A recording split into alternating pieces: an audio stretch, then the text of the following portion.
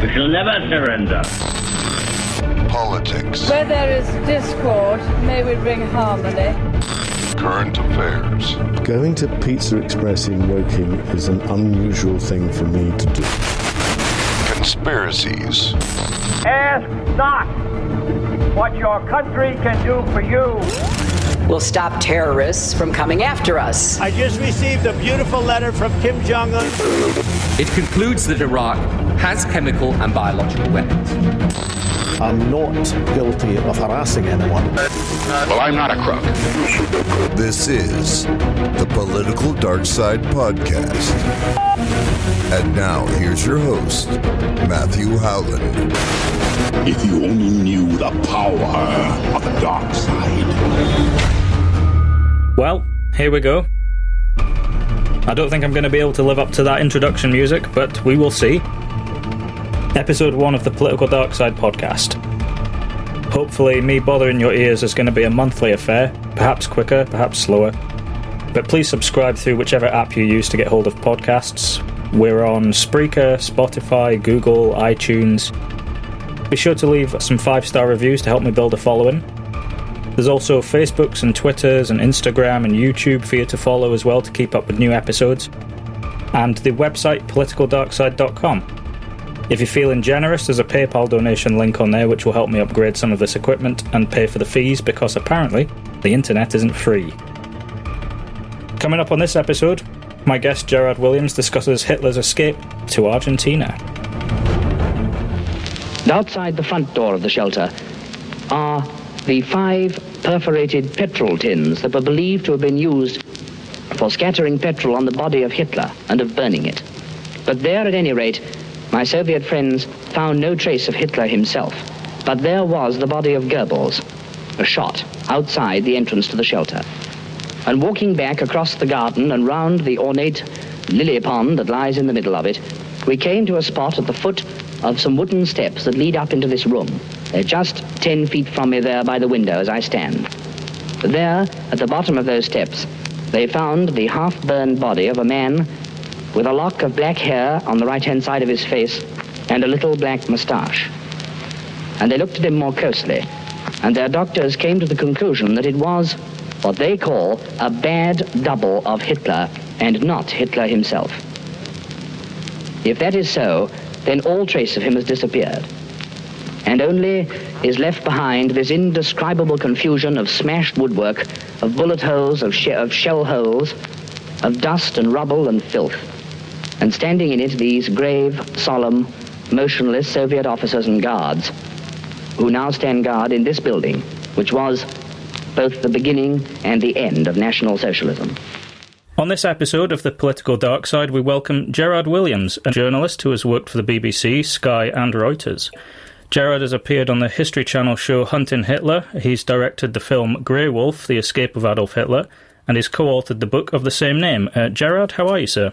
Matthew, how are you doing? Yeah, great. Just living through lockdown like the rest of us. Yes, it's sadly so. It's something. Thank you for having me, by the way. Thank you for agreeing to come on. You'll be one of the very first guests. A pleasure. I can't think of too many topics darker than this. What can you tell us about what is wrong with the official story of Hitler's death in a Berlin bunker in 1945? Well, it's a lie. To put it quite simply, Adolf Hitler did not kill himself in a Berlin bunker in 1945. He escaped along with a surprising number of high-level Nazis and ended up living his life in Argentina, a country which the Nazi Party virtually bought from 1943 on with billions and billions of dollars in wealth. So that's the simple answer. There is no proof. Up until, 15 years ago, I had always just completely accepted the fact that Adolf Hitler had died in the bunker. That was it. End of story. World War II was over. And then I was in Argentina doing other stories, working on other films, and came across this story that Adolf Hitler had survived and had lived in Argentina.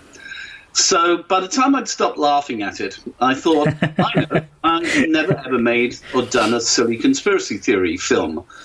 So I thought I'd do a silly conspiracy theory film about this strange small Austrian mass murderer with a bad moustache living in South America until he died a lot later on.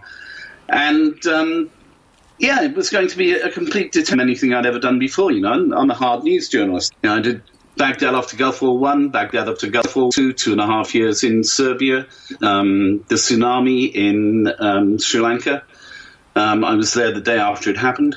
The fall of the Soviet Union in the Baltics, the Mandela elections. I did Rwanda. I've done major stories all my life. And I was in Argentina doing stories about their dirty war, in which 30,000 Argentinians were murdered by their junta. And the Argentinian economic collapse, which had happened a little earlier. And I was doing stuff about the Falklands Malvinas as well, being... it's the major war of my career I missed. I was meant to go on the task force as a very young reporter, and I got cut off and ended up covering the war from London as a young reporter.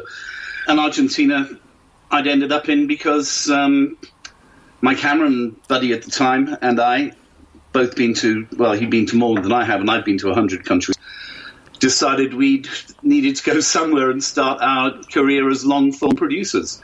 After having worked in news, news and documentaries, but mainly news. So we decided to start with A, and Argentina seemed like a good place to go.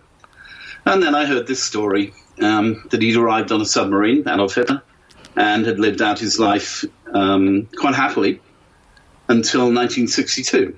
And I thought, great, this is going to be such a laugh to do. Adolf Hitler and gauchos, Adolf Hitler, the supposed vegetarian, although he wasn't, surrounded by barbecued meat and red wine. And of course, the Fuhrer didn't drink. And then I started to look into it. And much to my shock, and I have to say surprise, I realized there's no forensic evidence at all of Hitler's death in the bunker. In fact, the bits of the skull the Russians have are actually that of a woman in her probably her 40s, so they don't even have Hitler's skull. There's a huge amount of contemporaneous reporting, all of which is detailed in the book, from reporters at the time, showing how he got out of Berlin, the tunnels that he used to get into the underground in Berlin, and then the road that he was picked up and flown out from. Massive eyewitnesses in Argentina, who all had seen the Fuhrer at some stage in his life between 1945 and 1962 when he died. And it stank. It really stank. And I'd read all the, the last days of Hitler, one of the most pathetic liars in the world. And, a lot of other very good historians. Although I have to say at this time, Matthew, I have no time for historians. They tend to look at other historians' work and copy it. I'm a journalist. Mm. That's not how I'd been trained to work. Who, why, what, where, when, and how are the things that I live with. And I looked at the historical record, and I thought, but this isn't with anything that's reported at the time. Nothing that's reported at the time. And so I took it to a military historian friend of mine, Simon Dunstan, and he laughed at me. And then he came back to me, we have to write this book. We can't not write this book. And that started a 15-year, I won't say obsession, although it is, a 15-year obsession with telling the truth about what happened at the end of World War II, which is not what we've been taught. Obviously have the credentials to investigate this. I want to kind of break it down into two separate areas, one of it being the actual content and the other being the concept of it. So to start with the content, does Hitler actually visit South America before 1945? No. The guy who set up the escape routes and the safe houses and everything else was Admiral Canaris, who was in charge of military intelligence until 1944 and who was executed in early 1945. So no, Hitler had never been to Argentina before 1945. No, never. Okay. Does the majority of news and subsequently the general population believe Hitler to be dead at the time? No. This is the other really strange thing. Stalin says he's escaped to Spain or Argentina. Marshal Zhukov, who's commanding Soviet forces on the Berlin front, Zhukov says, we've got no body, we've got no proof that Hitler died. Eisenhower until the 1950s is saying, we hope he's dead, but we've got no proof of it. The BBC reporter on site at the time says the Russians have been given 7 or 8 doubles of Hitler, none of which are him. And the Russians later say they found 9 bodies. One Soviet officer keeps laughing because he says that every time he picks up a piece of clothing in the chancellery off the body, it's got the name Adolf Hitler written inside, like you put on a school coat. One Soviet officer shows the reporter from, I think it's Time or Newsweek, it's one of the two, the underground tunnel in the chancellery, which leads down into the underground. And he shows him a letter, which he says is probably from Eva Braun to her parents, which is partially burnt, saying, I won't see you for a very long time. It's just nonsense. What we've been taught is just nonsense. So when does the survival first start appearing in British and American media? There are reports from 1945, from the middle of 1945, just after the alleged suicide. It's only Trevor Roper's book that nails it once and for all. And why Hugh Trevor Roper? I mean, the guy was a medieval historian who'd sat in his butt in a desk at the war reading German intercepts. He had no forensic background, no background as a detective, unless you think that writing a book about a medieval archbishop is good, solid grounding for detective work. Why didn't they put the senior detective from Scotland Yard in? Why didn't they put a senior detective in from the FBI? They didn't. They left it to this stupid historian who, at least one of the people who's quoted by him, I think it's von Bredau, Waffe adjutant, says he laughs every time he reads what Trevor Roper wrote because he told him that stuff and he thought it was funny. Trevor Roper says he interviewed Hannah Reich, Hitler's favourite female pilot. Mm-hmm. Hannah Reich was in American custody to a limited amount of the written reports of Hannah Reich's interrogation. He never spoke to the woman. He doesn't say that in his book. He says he interrogated her. The man's a liar. So, say in the 1950s, if a major news outlet, like the BBC, for example, reports that Hitler is definitely alive in Argentina? Good question. I don't tend to make things up, so I'm not going to really go with that as an idea, because it never happened. There were reports consistently of Martin Bormann's existence despite the fact Bormann's meant to be dead in Berlin. He's not. He gets to Argentina in 1948. He's back and forth between Argentina and Europe until at least 1973. There are reports consistently of Hitler being alive and in South America throughout. They tend not to be front-page reports. There are FBI reports of eyewitnesses to Hitler's existence in Argentina throughout that period. The FBI actually send men in looking for him, but they don't find anything. Mainly because they stick out like sore thumbs. They're yanked to look like G-men who are trying to ask Germans questions about their Führer. Most of these Germans were oath holders to the SS who are there to die before the Führer does. So, they get very far. Yeah, makes sense. So when is it that you first hear about it and then decide to dig deeper yourself, where you find some evidence and it becomes... But you're going to have to wait for the next book for that, because I now have what I believe to be incontrovertible proof that Adolf Hitler was alive and well in Argentina in 1950, at least. So, wow. But you'll have to wait for that, because I'm not going to give you any more details. Fair enough. We lay out the case, and the subheading to Grey Wolf, the case presented. The case is presented in great detail in Grey Wolf. There are 83 pages of notes in the back. This isn't the ramblings of some bloke typing with one hand in a back bedroom in Upminster. This was... I've been to Argentina 18 times, Matthew, chasing it. I've been to Paraguay, I've been to Uruguay, and not just with hunting Hitler.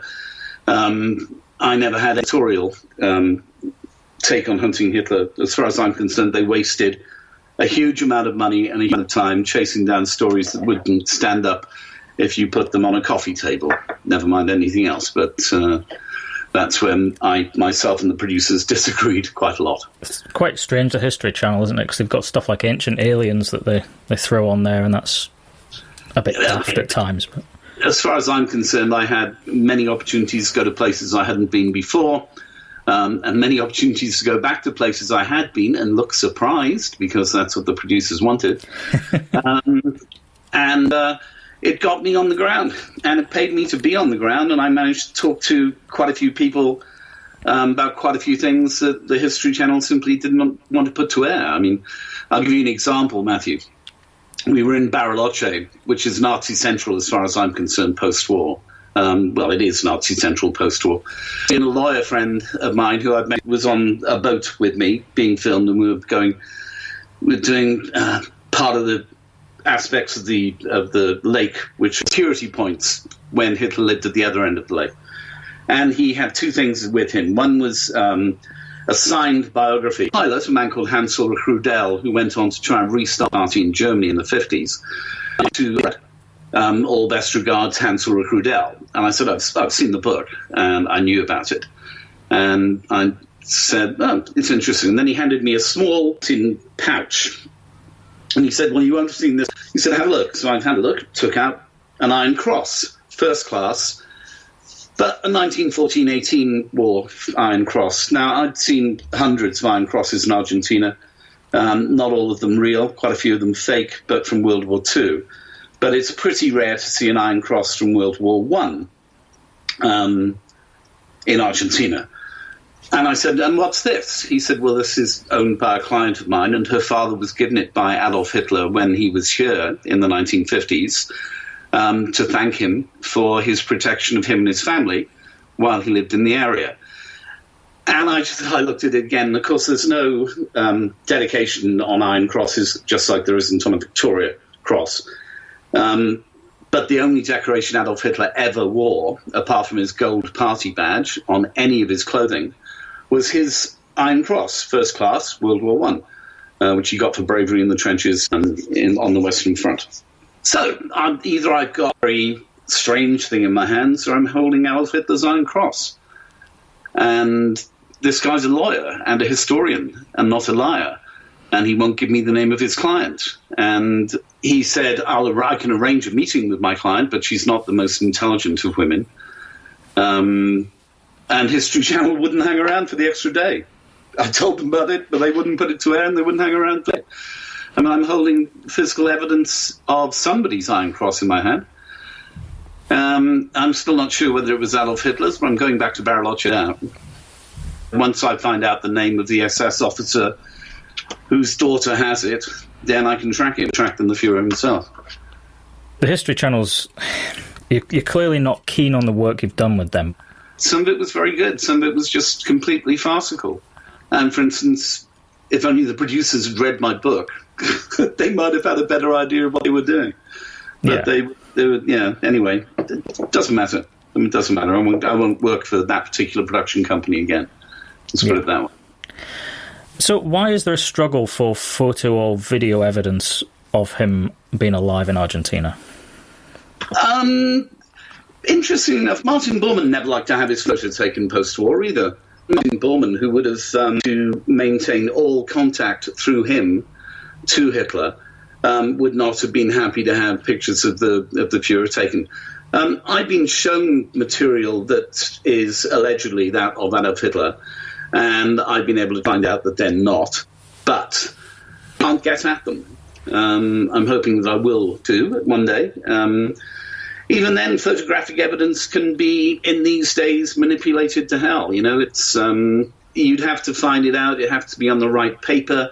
It'd have to be taken by the right people. You know, there are all those details that you have to go into I have to go into if you're me, if you have my approach to this.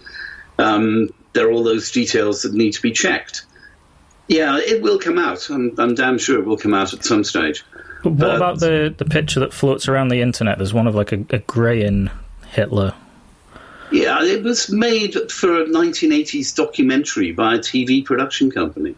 Yeah, there's loads of others which were done by OSS after the war. A whole series of what Hitler might look like.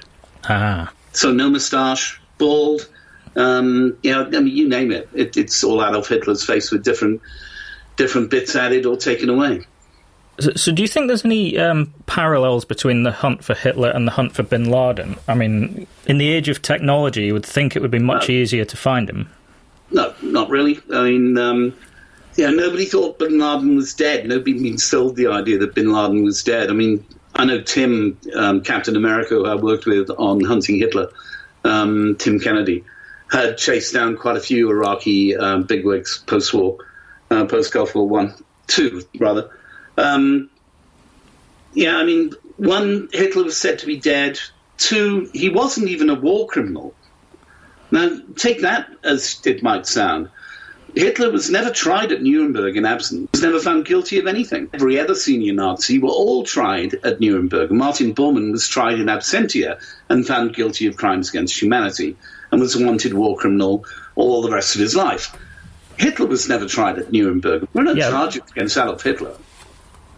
That is quite strange, isn't it? Nuremberg's what, 48, 49? No, 46, 47. And there is no concrete proof at all that Hitler's dead. The FBI is still looking for him. The FBI in those days still ran overseas intelligence operations before CIA took it over, much to Hoover's disgust. So Stalin thinks Hitler's still alive. The Russians say there's no proof at all that Hitler's dead. All the witnesses, whose stories are different at various stages, all tell exactly the same details about the death and suicide.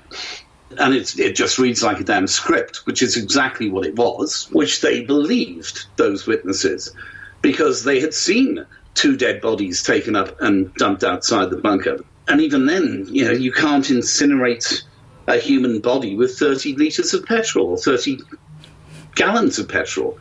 A body's got to be 3,000 degrees centigrade before you incinerate a body.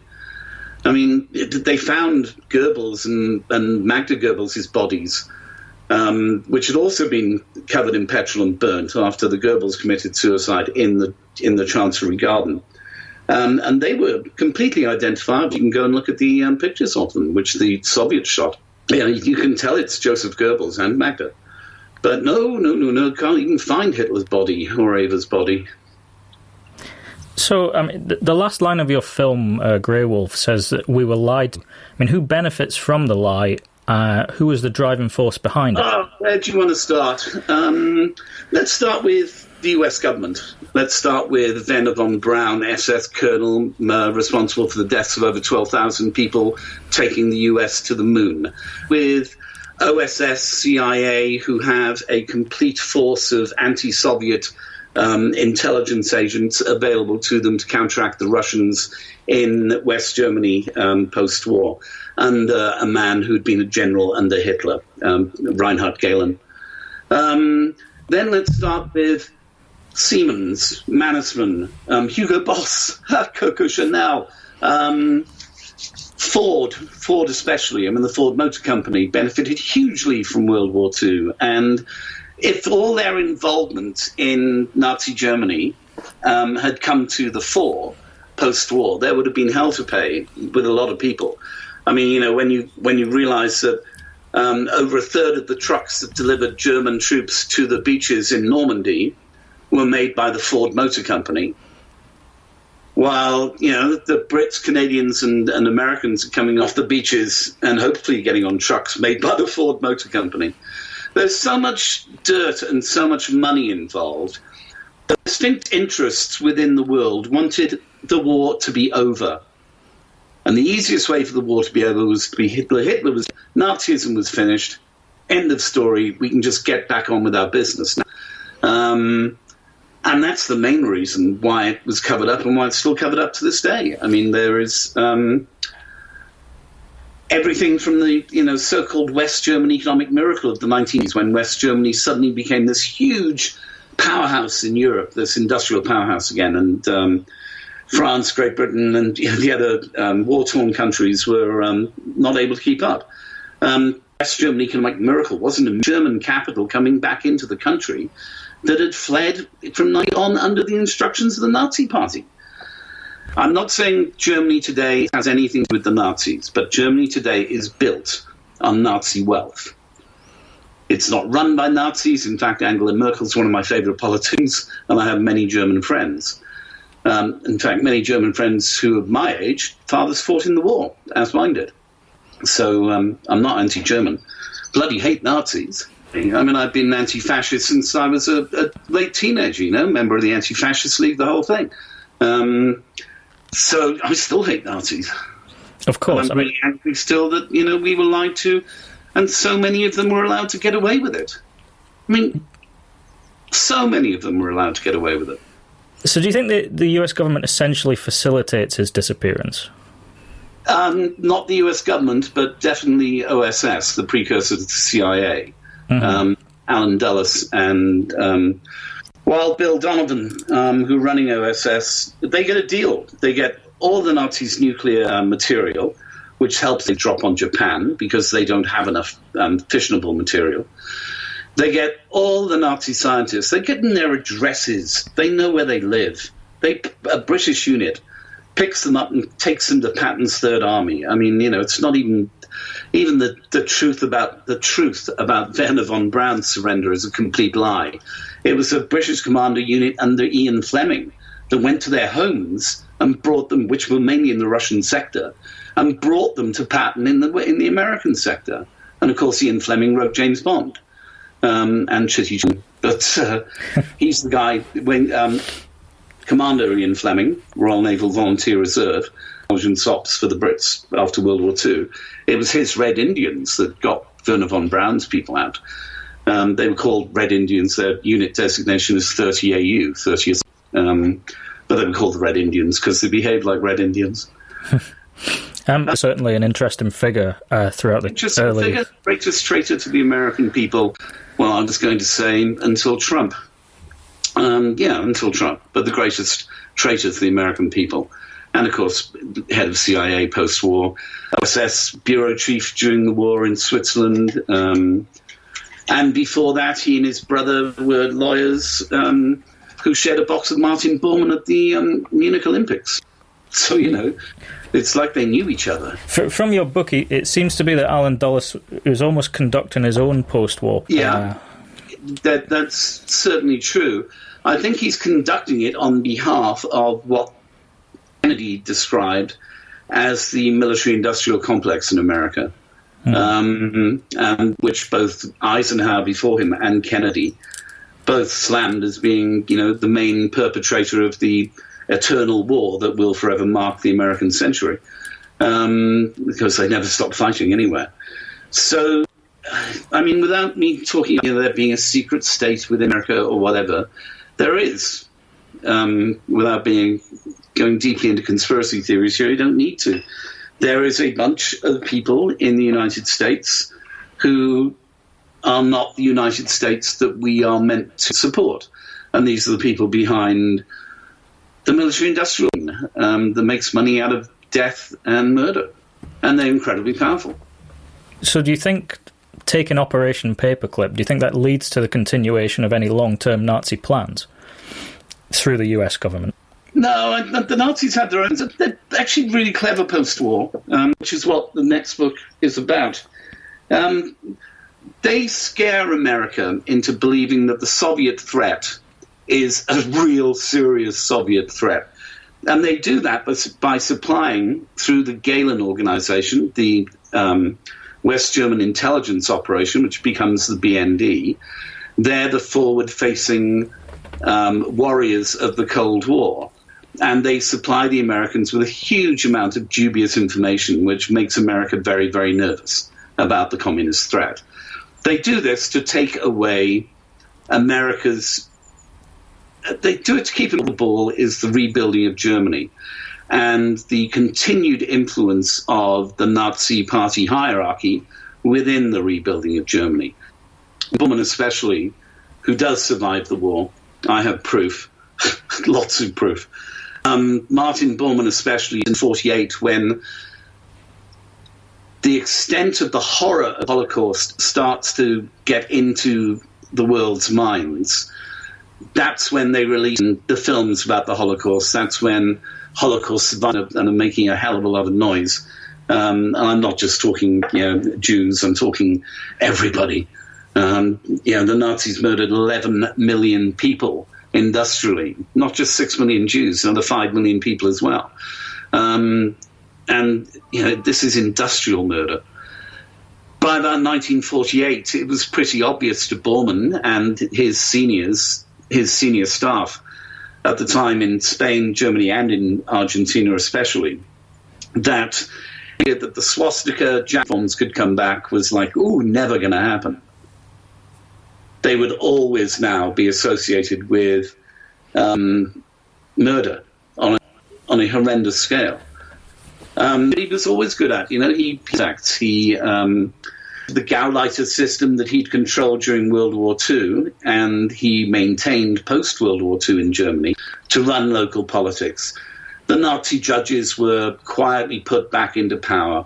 The Nazi councillors were quietly put back into power. Anybody who tells you there was anything called denazification at the end of World War II is stupid and a liar.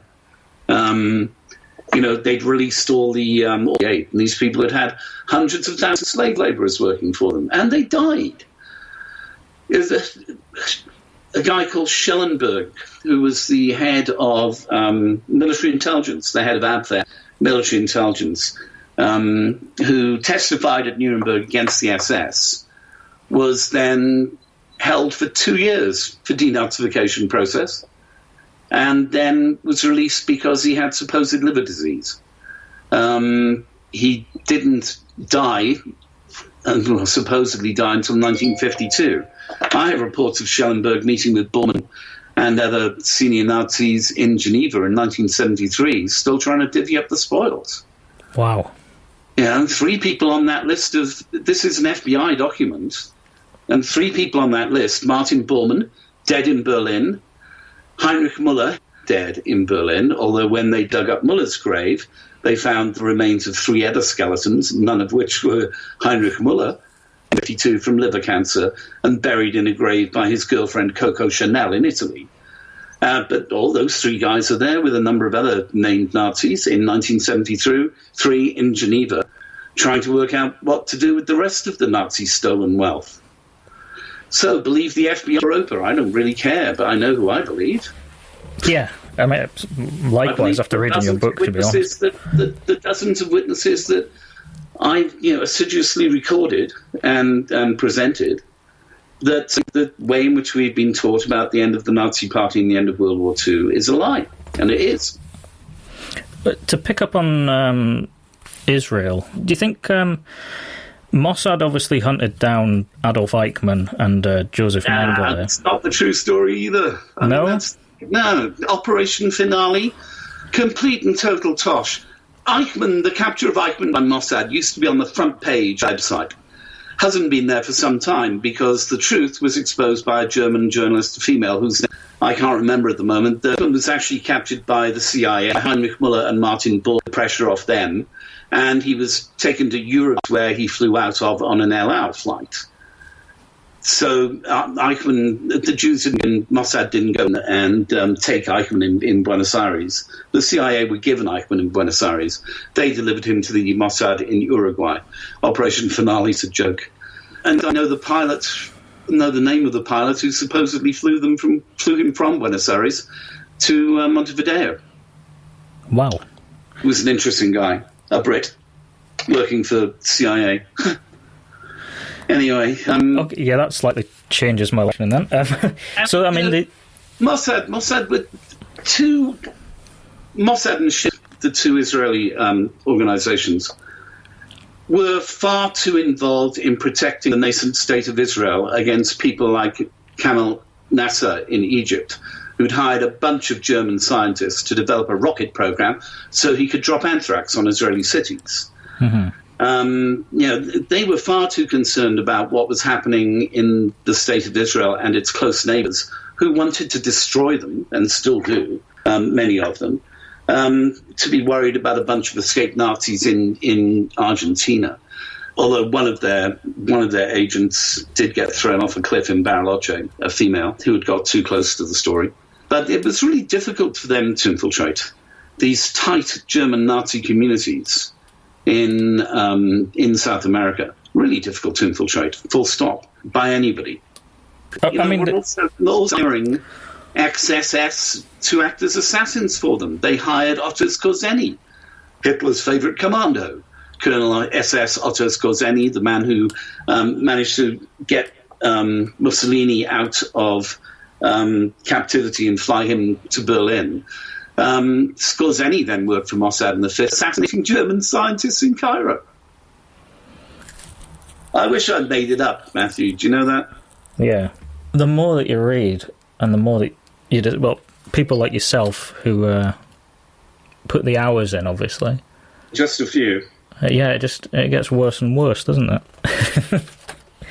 Well, I was going to ask, does Hitler ever appear on the Simon Wiesenthal list? No, never. Wiesenthal's an interesting guy. He's terribly underfunded, and some people have been very unpleasant about him in recent years. There's an idiot called Walters who once described me as 1,000% wrong in the Daily Express. I'm happy to be 1,000% wrong in the Express 7 days a week and twice on Sunday. If I'm 100% wrong, prove it. Otherwise, shut up. Prove me wrong. That's all I've ever said to people. I can't even think of Walters. It's Guy Walters, his name is. He wrote a couple of books about Nazi hunting. Again, he's a massively ineffective twop. But what can I say? I think I just said it. He slams Wiesenthal, and I'm not too sure. I mean, I think Wiesenthal was an incredibly brave man. Didn't always tell the truth, and that's fine because he was dealing with people who lied all the time. Didn't always tell the truth because he maybe thought he could get to things by delivering a slightly different version of events than were actually happening. He's after Bormann a lot, and he's after a lot of smaller fish. But no, Wiesenthal never mentions Hitler being... I would have thought it would have been in his best interest to make certain he was dead, especially if there was any sort of doubt. Possibly Wiesenthal has or had anywhere near the power that you think that he may have had, or authority, and he wasn't taken seriously by a lot of Western intelligence agencies who knew the truth anyway, who were hiring people like Klaus Barbie, the butcher of Lyon. They were hiring him to work for them. And, British intelligence gathering post-war is worried about the communist threat at the heart of British intelligence. People like Kim Philby, Sir Anthony Blunt, all those guys who infiltrated British intelligence. And had done throughout World War II as well, interestingly enough. So it's quite difficult, really, to chase things down. And Wiesenthal was a voice in the wilderness in many ways.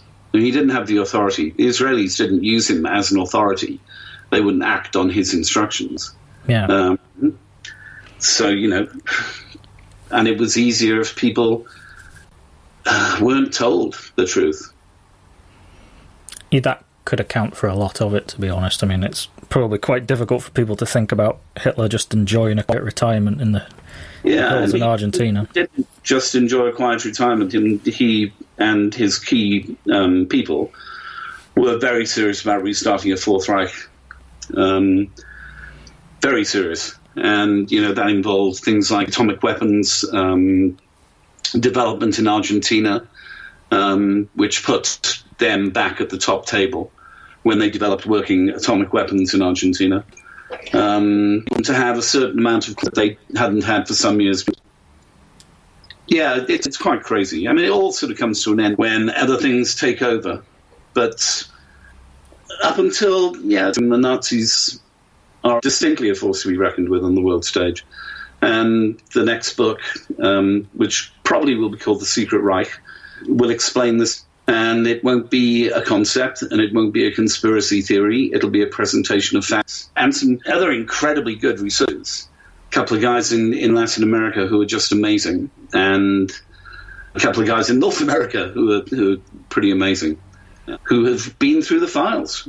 And it's surprising how much is still left, even though, most of the important files at Kew and things are stabbed for another 50 years. They won't be opened until well past my death.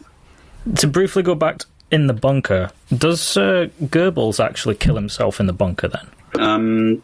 And Magda, but I don't think they murder their children. I have quite good reports that all 6 kids ended up in Argentina, 3 in the north and 3 in the south. But I can't prove it. It would have been very simple to find 6 children from one of the camps who were close enough lookalikes to the Goebbels kids. The bodies were found, and they were identified by a high-ranking Nazi. Yeah, there you go. High-ranking Nazi identifies bodies. I mean, you know, there is no such thing as a former Nazi. These guys took oaths. They believed in them. You know, they went to their deaths, even now in their 90s. You know, the very, very few who are left, who are still getting their pensions from the German government. Can you believe that? Wow. I saw a report in the news the other day. Was it a 100-year-old officer who's standing trial? Yeah, there's I think there's isn't it the secretary at Auschwitz-Birkenau who's standing trial? And she was the commandant's secretary and has avoided trial for many, many years. But, I mean, yeah, can you imagine that there are still thousands, not many thousands, but thousands of SS and Wehrmacht veterans around the world who every month get their pension from the German government? Yeah, it doesn't pay thinking about, really, does it? Since 1950. So hundreds of thousands of SS and Wehrmacht veterans around the world were getting pensions until their deaths. You would have thought there would be some sort of administrative cut-off after the Nazi regime. But no. Admiral Dönitz issued instruction, and in 1949, the federal government of West Germany continued with Admiral Dönitz's wish. My dad fought 6 years against these bloody people through North Africa, up through Italy, and my dad never got a pension, never got a penny out of the bloody government here. But his counterparts in the Nazi army, they all did. And still do. That is not ideal. It's disgusting. I mean, you know, for it to happen throughout the democratic Germany that I start to see becoming a reality from about 1975, 77. But for that government to continue on paying SS pensions post-war is just disgusting. And if you were an SS pensioner, your pension was worth 30% more than if you'd just been in the army or the Navy or the Air Force. Has anybody investigated this before? There's material about, but it doesn't become front-page news. Why does it not get stopped?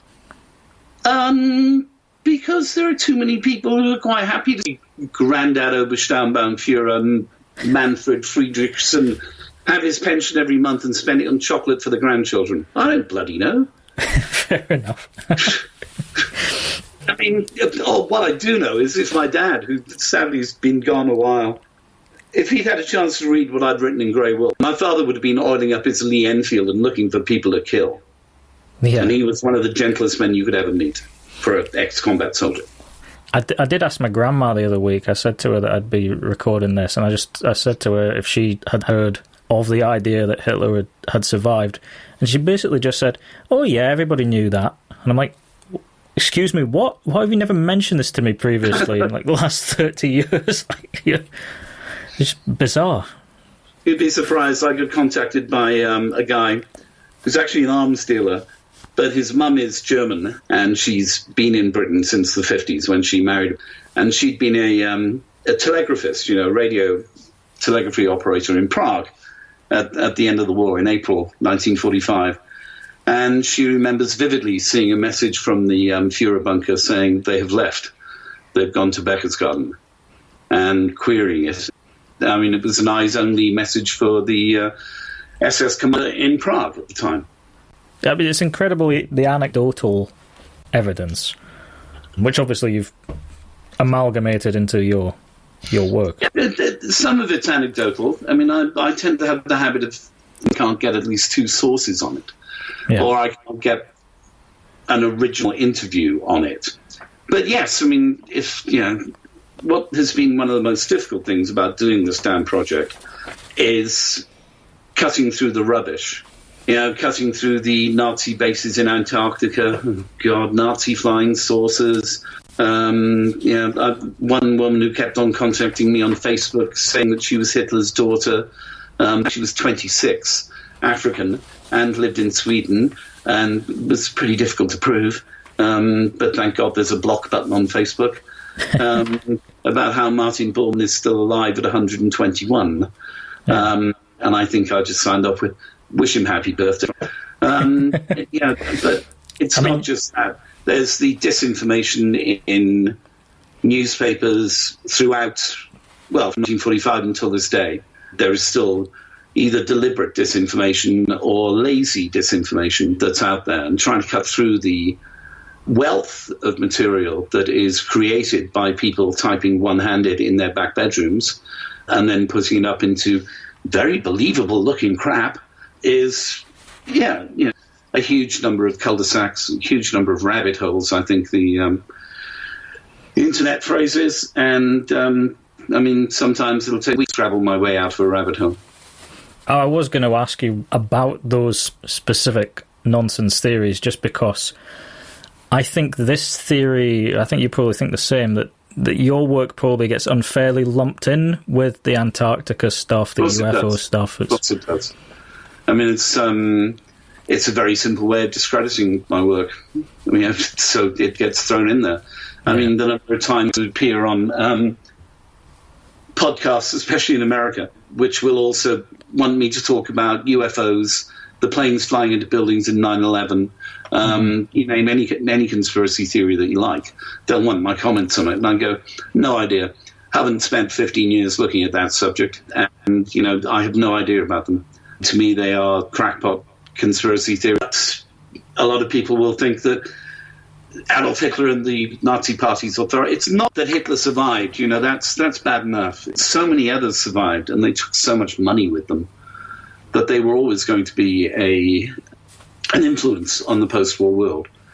And they were an influence on the post-war world. In fact, effectively, the Nazis ran the Cold War. Why do you think the theory gets discredited by mainstream historians? I mean, especially given your personal credentials. They're lazy. They wouldn't dream of discrediting the American professor of history at Oxford, Sir Hugh Trevor Roper. They would never dream of discrediting Hugh Trevor Roper. They don't seem to go back to the original material and question the original material. And so I get told I'm an idiot, Even the Russian Secret Service, the FSB as it was, after Grey Wolf was published in Russia, they said he's an idiot. The skull is Hitler's.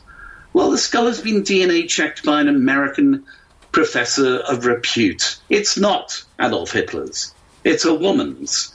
Let's start there and work our way upwards. Oh, we got his teeth. No, you haven't got his teeth, because if they came from the same skull, they're not Hitler's teeth. If they didn't come from the same skull, forensic people are crap. And let us have the teeth so that they can be checked, identified, and everything else. But no, they have a couple of French amateurs go and check the teeth, but they won't release it to any international forensic committee of any standing. And the FSB call me crazy. I'm just another nutter. Okay, I'm just another nutter. I don't really care what they call me. I've been called a lot worse, usually by women I love, but, I don't care. Really. Fair enough. I mean, do you think the recording of current affairs and history has become dogmatic almost? I don't know. I spent 44 years now, this March, in what is loosely described as the mainstream media. I never saw one example of it. Yeah, never, ever. I worked for Sky News on their foreign desk for quite a while. I never saw one example of interference. In all my time working in journalism, I've only ever seen government interfere once, and that was during the Falklands War, when they, to the company I was working with, which was called Viz News at the time, it's now called Reuters Television, we were sent pictures from Iceland of a whole bunch of Harrier jump jets landing at the military end of Reykjavik Airport, and these Harrier jump jets had no insignia on them. Quite easy to tell they were American Harrier jump jets, because British Harrier jump jets have a very sharp nose. The Americans have all their avionics in the nose, so they've got this big bulbous nose. So there's about 25 American Harrier jump jets sitting on the ground at Reykjavik Airport without any markings on them at all. And this was sent to Business by Icelandic television. And our head of news at the time saw it and made a phone call. And then a couple of government guys came in and said, you can't say a word about this ever. I'd never signed the Official Secrets Act, so you can stuff yourself. I'll happily talk about it now. But those Harrier jets were being sent by the Americans, who were not helping us during the Falklands War, to replace all the Harriers that we'd put on aircraft carriers to go down to the Falklands, because we had denuded our northern defenses against the Soviets completely. So those Harriers were flying in RAF colours within days. But of course, the Americans said they didn't help us materially in the Falklands War at all. Well, they bloody well did. But that's the only example I can ever think of in 40 years of journalism of there being interference in the presentation of news. I saw it at the BBC a few times as a foreign duty editor, but not on foreign stories, only on domestic stories. And that was usually because I decided that it wasn't worth running with. What about websites like Snopes? I mean, they've obviously taken your theory and put false over it on their website. Yeah, go for it. I mean, as Guy Walters, who wrote in the Daily Express that I was 1,000% wrong and belittled. It's not a theory, by the way. My work is factual. I don't make things up. Guy Walters said I was 1,000% wrong. 3 days later, he approached my publishers in New York to ask for a copy of the book to read. That's the level of historians working. Mm-hmm. Mouth first, foot later. What did David Frost say to you off screen? You can say. David was quite convinced that I'd got it right. Sir David. I knew him anyway. And lunched with him a few times afterwards. And Sir David said, this is amazing. He said, I'd always heard stories like this, never seen one presented in quite the way that you've done it. It's well done, boy. Well done, boy. He said, lit up a cigar, poured another glass of champagne. Was that the most traction that your work has got? I'm not looking for traction. I've made virtually no money out of this. In fact, it's cost me a fortune. It probably cost me my marriage as well. I made a living for 2 or 3 years while doing the History Channel stuff, but great. The film was taken when my company collapsed, so I make no money from the film being on Amazon or anything like that. And, I didn't write this to become a millionaire or a hero of any sort. I wrote this because I was bloody angry. And I remain bloody angry. And maybe it's a mental problem of mine. Maybe it isn't. I don't know. But I don't have any hobbies.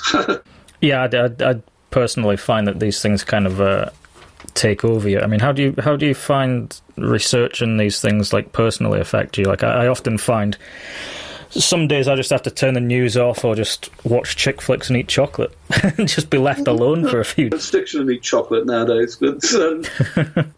I mean, there are times when you would like to be able to switch off from it. And there are times when I wish I'd never started it. As I say, I remain angry about the lies we have been told about so many things.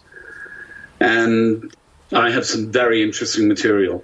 From the senior Nazis' files, which I've never seen before, which is sitting overseas at the moment, which I can't get at because of lockdown, and some very interesting material in Europe, which I have seen pictures of, but I haven't seen the material. So, well, yeah. What's the future of the search for truth in this issue, then? I mean, you're working on this new book. Yeah, I'm hoping that there'll be a new TV series as well, which I'll have editorial control. But, of course, nobody's shooting, nobody's filming, nobody's committing at the moment. Or a long documentary, but it will be a documentary like the Grey Wolf film is on Amazon, which isn't the film I wanted to make, but I ran out of money. So there you go. And, trying to put it all together for the new book is extremely difficult. There is so much material. I mean, I have over 30,000 files on my computer. 180 books, and that's not the ones I read last time. reams and reams of conversations I've held with either witnesses or people who've talked to witnesses or people who have information, some of which has proven to be pert, and a lot of which has proven to be completely impertinent. But yeah, I mean, it's trying to not be overwhelmed by the material is one of the biggest problems, if not the biggest problem. It's knowing what to put in. Knowing what to leave out is more important than knowing what to put in. To almost build a narrative on it that can be digested by the general public, as it were. Yeah, well, digested full stop by whoever reads it. I mean, Grey Wolf is not written like a novel. It's just not. I mean, it's a worthy tome. I never thought I'd end up writing worthy tomes. I write World War II fiction when I get really peed off with this lot. So I get to kill Nazis instead of just chasing them down on paper. Yeah, I mean, I did find the book is essentially two sections where you're setting the scene of where the money's going prior to the actual movement of the people, as it were. Yeah. So it did easy to read. Thank you. It's but it's not for the faint-hearted. And I've had some great reviews on it. Some of them are just hilarious. I've learned to laugh at reviews. It's fine. So your new work is going to be more based around, for lack of a better phrase, the deep state money that's... Not such. I mean, because it is so easy to get into the conspiracy theory world there. Yeah. I'm not planning on draining any swamps, as Mr. Trump has put. It is detail and back up with facts, because that's what I do. How they got away with it, why they got away with it, and why they were able to continue getting away with it for a good 30 years after World War II. And I'll leave it in 75. I mean, after 75, I'm not really interested, really. I mean, most of the major characters are dead. Most of the major players are dead. The world's a very different place in the 70s. Well, I did film about the Panama Papers, and they've got a loose link there. I think was it Gerhard, who was in the SS, Zach, who was hacked. Yeah, I'm not sure. I haven't. I've sort of read, the top lines on the Panama Papers. The children of the people who got away with it became the board of directors of the company that ran the opera War. So those children are in their 60s, some of them in their 70s, I suppose. And they're the generation that sort of cleaned up the act in a lot of ways. It's not cool to be anti-Semitic in the new new company. Let's put it that way. Anti-Semitic nation at all. In fact, they're very pro-Israel in many ways. But I mean, the children of the damned, let's call them that, changed the way in which things were run, although there's a section of them that very heavily involved and the drugs trade into the United States. And that goes back to CIA's involvement in Klaus Barbie. But, there's a section of it that is still involved in international criminal activity. But the others sit on the boards of, BMW, Mannesmann, Volkswagen, Siemens, Mannesmann. They control large shareholdings in some of the biggest companies in the world. And as such, have simply become businessmen, which isn't always a good thing. I suppose it depends how much harm they can do from those positions. It's a bit like, Illuminati and things like that. There is a group of people who are running the world.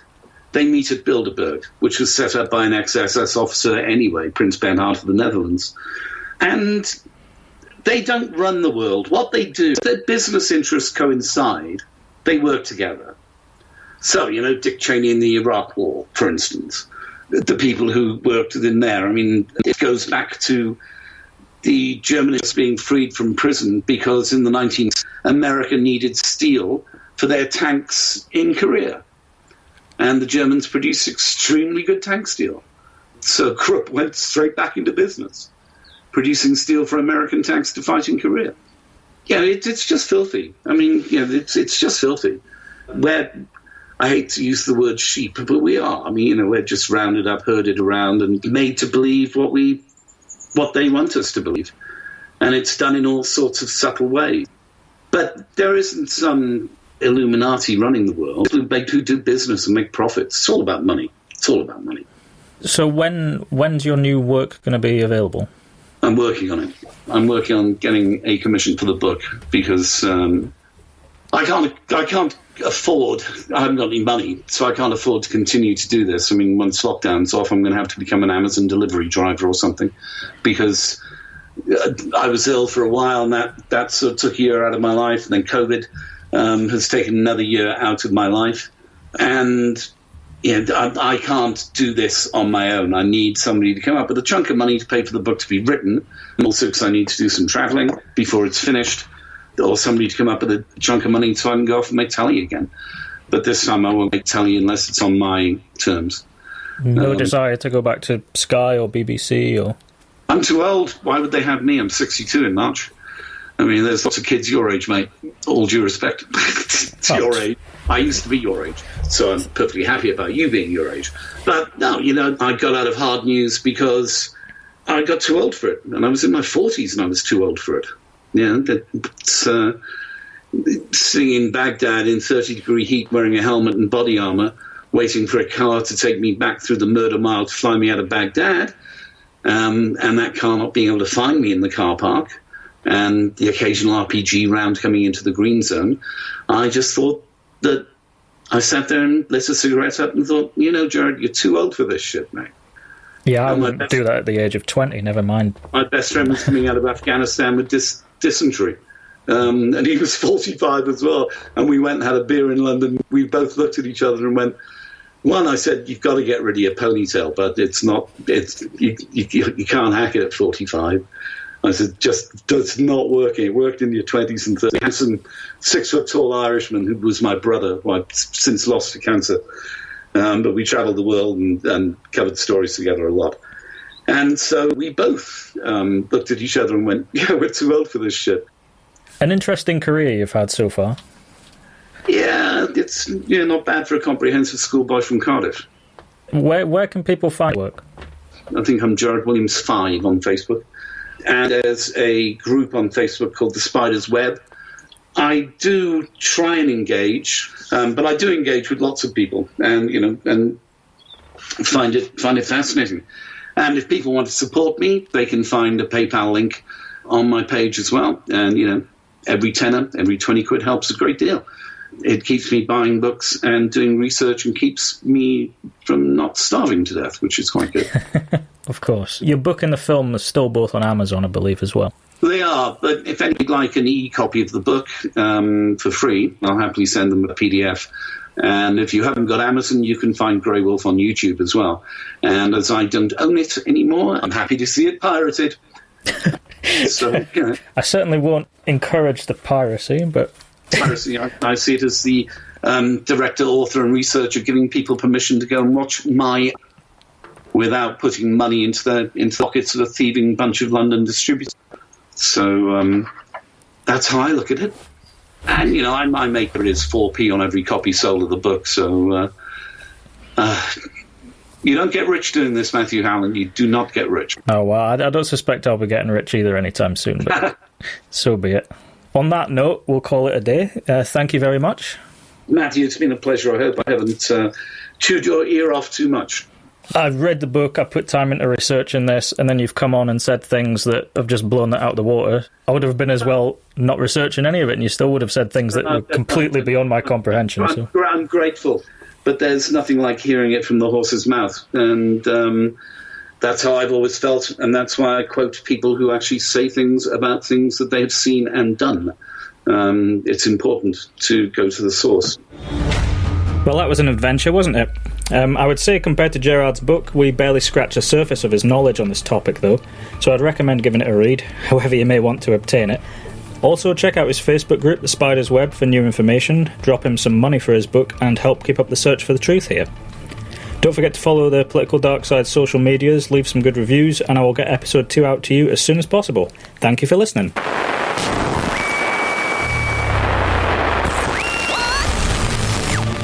Join us next time for the Political Dark Side Podcast. It's a disaster. Whose idea was that? It's just ridiculous. Available on iTunes, Google, and Spotify. For more information, visit politicaldarkside.com.